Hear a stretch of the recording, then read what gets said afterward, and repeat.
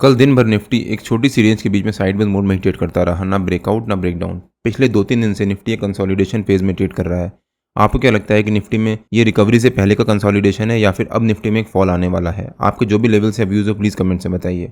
इस वीडियो में मैं अपने व्यू शेयर करूंगा कि मेरे हिसाब से निफ्टी के कल के लेवल्स और मूवमेंट कैसी रह सकती है। कल निफ्टी की वीकली एक्सपायरी भी है, तो कल का दिन निफ्टी के लिए काफी इंपॉर्टेंट होने वाला है और हो सकता है निफ्टी में कल हमें एक अच्छी अपॉर्चुनिटी मिले बाइंग करने की, कॉल या पुट। सो वीडियो काफी इंपॉर्टेंट होने वाला है, इसको बिना स्किप करे अंत तक जरूर देखिएगा।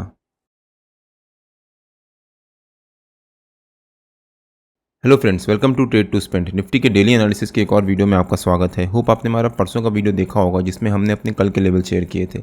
हमने क्लियरली मेंशन किया था कि अगर निफ्टी एक गैप अप ओपनिंग देता है तो वहां पर जंप करके कॉल बाय या पुट सेल मत कर दीजिएगा, थोड़ी देर वेट करिएगा। निफ्टी ने हमारे नो ट्रेडिंग जोन के ऊपर के लेवल के पास एक गैप अप ओपनिंग दे दी और पहली 15 मिनट की कैंडल में एक ह्यूज वॉल्टिलिटी दिखाई, ऊपर फिर नीचे फिर वापस ऊपर क्लोजिंग। और उसके बाद निफ्टी फर्स्ट हाफ में हमारे नो ट्रेडिंग जोन के ऊपर के लेवल के अराउंड एक रेंज बनाता रहा और फाइनली 10:30 बजे के आसपास निफ्टी ने हमारे नो ट्रेडिंग जोन के ऊपर के लेवल को ब्रेकआउट दिया, प्लस जो निफ्टी की पहली 15 मिनट की कैंडल का ऊपर का लेवल था उसको भी ब्रेकआउट दिया। और मैंने अपने डेली एनालिसिस के वीडियो में क्लियरली एक्सप्लेन किया था कि अगर निफ्टी एक गैप अप ओपनिंग देता है तो उसको वहाँ पर एक रेंज बनाने दीजिएगा।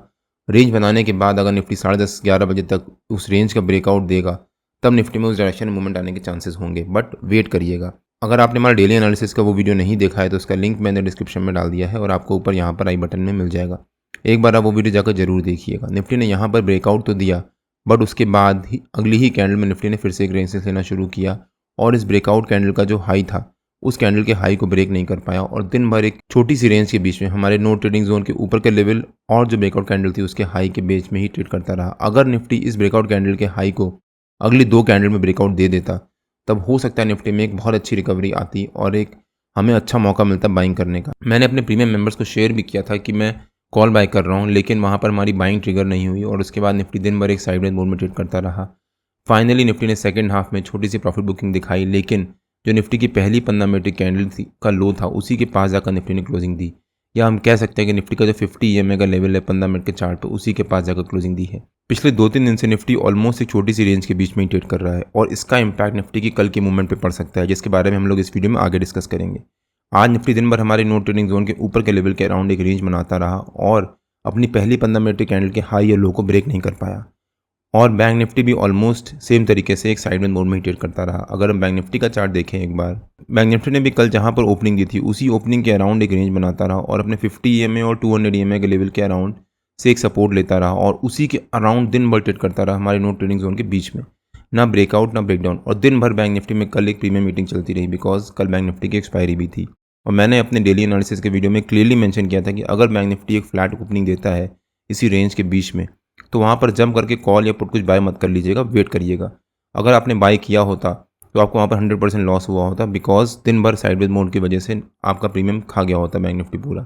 हाँ, अगर आप कॉल या पुट सेलिंग करे होते तो आपको वहाँ प्रॉफिट हुआ होता, बट हम लोग ऑप्शन बायर हैं कॉल या पुट, सो इस वजह से हमने वहाँ पर कोई ट्रेड नहीं लिया और मैंने अपने प्रीमियम मेंबर्स को भी कोई भी लेवल शेयर नहीं किए। निफ्टी दिन भर हमारे नो ट्रेडिंग जोन के ऊपर के लेवल के अराउंड एक रेंज बनाता रहा और बैंक निफ्टी दिन भर हमारे नो ट्रेडिंग जोन के बीच में ही एक साइडवेज मोड में ट्रेड करता रहा। अगर बैंक निफ्टी इस लेवल को ब्रेकआउट देता तब बैंक निफ्टी में शायद रैली आती, या फिर बैंक निफ्टी अगर अपने 200 EMA के लेवल के पार अराउंड जहाँ पर रेंज बना रहा था उसको ब्रेक डाउन देता तब शायद बैंक निफ्टी में नीचे की तरफ फॉल भी आता। निफ्टी और बैंक निफ्टी के नो ट्रेडिंग जोन्स में डेली बेसिस पे अपने यूट्यूब चैनल में शेयर करता रहता हूँ। अगर आपने मेरा यूट्यूब चैनल सब्सक्राइब नहीं किया है तो प्लीज़ सब्सक्राइब कर लीजिएगा और बेल आइकन जरूर हिट कर लीजिएगा सो दैट जब भी मैं अपना अगला वीडियो पोस्ट करूँ आपको नोटिफिकेशन आ जाए। अब अगर निफ्टी के चार्ट पे वापस आ जाते हैं और देखते हैं कि निफ्टी के कल के लेवल्स और मूवमेंट कैसी रह सकती है। निफ्टी ने मंडे को एक पॉजिटिव क्लोजिंग दी थी, लेकिन एक डोजी कैंडल बनाकर, यानी इनडिसिसिव कैंडल बनाकर। अगर निफ्टी का डेली चार्ट देखें एक बार, मंडे को निफ्टी ने एक doji sort of candlestick pattern बनाया था जो कि एक indecisive sort of candlestick pattern होता है, और कल भी यानी ट्यूसडे को भी निफ्टी ने सॉर्ट ऑफ सिमिलर पैटर्न बनाया है जहां पर बायर्स एंड सेलर्स आपस में कंफ्यूज हैं कि ऊपर लेके जाए मार्केट को या नीचे लेके जाए। बजट आने वाला है और उसका भी इम्पैक्ट निफ्टी पे जरूर पड़ेगा। हो सकता है निफ्टी में अब एक कंसोलिडेशन हो इसी रेंज के बीच में, थोड़ा सा ऊपर थोड़ा सा नीचे, या फिर एक वॉल्टिलिटी रहे। और मैंने अपने वीकली एनालिसिस के वीडियो में क्लियरली एक्सप्लेन किया था कि निफ्टी की इस हफ्ते की मूवमेंट कैसी रह सकती है और निफ्टी ने अभी तक ऑलमोस्ट वैसे ही मूवमेंट दिया है। हमने क्लियरली कहा था कि निफ्टी अगर मंडे को एक पॉजिटिव क्लोजिंग देता है तो हो सकता है निफ्टी ट्यूसडे को मंडे के क्लोजिंग के अराउंड ही क्लोजिंग दे, और ऑलमोस्ट वैसा ही हुआ और अभी तक निफ्टी एक साइडवेज मोड में ही ट्रेड कर रहा है। अगर निफ्टी फिर से 3-4 दिन इसी रेंज के बीच में ट्रेड करता है एक रेंज बनाता है और उसके बाद उस रेंज का ब्रेकआउट या ब्रेकडाउन देता है बजट के बाद, तब हो सकता है निफ्टी में उस डायरेक्शन में बहुत अच्छी रैली आए। मेरे ख्याल से बजट से पहले निफ्टी हमारा वीकली का टारगेट अचीव करेगा और उसके बाद वहाँ से एक रेजिस्टेंस लेगा। निफ्टी के इस हफ्ते के लेवल्स मैंने अपने वीकली एनालिसिस के वीडियो में कवर कर लिए हैं। अगर आपने मेरा वीकली एनालिसिस का वो वीडियो नहीं देखा है तो उसका भी लिंक मैंने डिस्क्रिप्शन में डाल दिया है और आपको ऊपर यहाँ पर आई बटन में मिल जाएगा। एक बार आप वो वीडियो जाकर जरूर देखिएगा। उसमें हमने क्लियरली एक्सप्लेन किया है कि निफ्टी की इस हफ्ते की मूवमेंट कैसी रह सकती है और निफ्टी का हमारा वीकली का टारगेट क्या है। अब अगर निफ्टी के 15 मिनट के चार्ट पे आ जाते हैं और देखते हैं कि निफ्टी के कल के लेवल्स और मूवमेंट कैसी रह सकती है। मेरे ख्याल से जो निफ्टी का हमारा आज के टाइम का ऑल टाइम हाई है वो निफ्टी का हमारा कल का रेजिस्टेंस रह सकता है, मतलब 24,666 के आसपास, और 24,575 निफ्टी का हमारा कल का सपोर्ट रह सकता है। हो सकता है निफ्टी कल 24,666 एज अ रेजिस्टेंस और 24,575 एज अ सपोर्ट इसी रेंज के बीच में ट्रेड करे।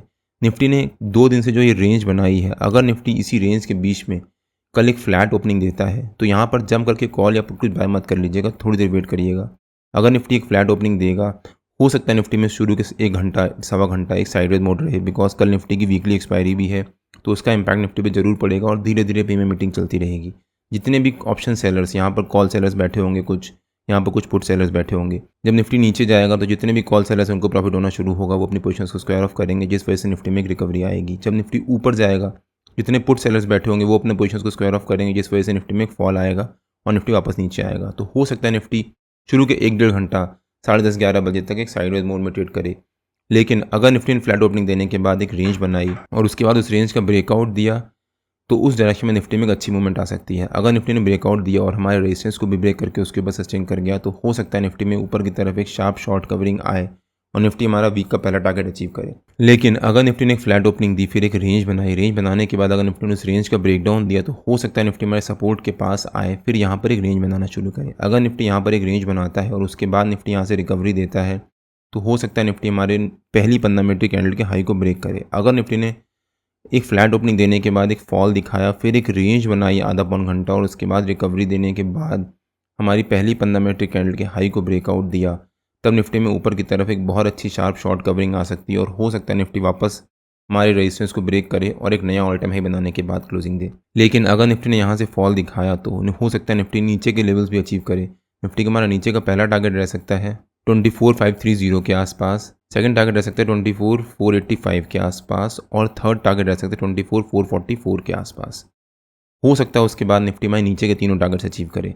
निफ्टी में नीचे की तरफ जाने के चांसेस थोड़े से कम है, बिकॉज एज सच कोई नेगेटिव न्यूज़ नहीं है। जो भी निफ्टी में अभी फॉल आएगा या तो वो छोटा मोटा करेक्शन होगा या फिर बजट की वजह से निफ्टी में एक छोटी सी प्रॉफिट बुकिंग आएगी और वो हमारे लिए एक अच्छी अपॉर्चुनिटी होगी बाइंग करने की, जिसके बारे में मैं अपने फ्री टेलीग्राम चैनल में रेगुलरली अपडेट करता रहता हूँ, वो मैं अपडेट कर दूंगा। बट अगर निफ्टी ने हमारे सपोर्ट के पास या उसके नीचे एक गैप डाउन ओपनिंग दी, तब भी यहाँ पर जम करके पुट बाय मत कर लीजिएगा, थोड़ी देर वेट करिएगा।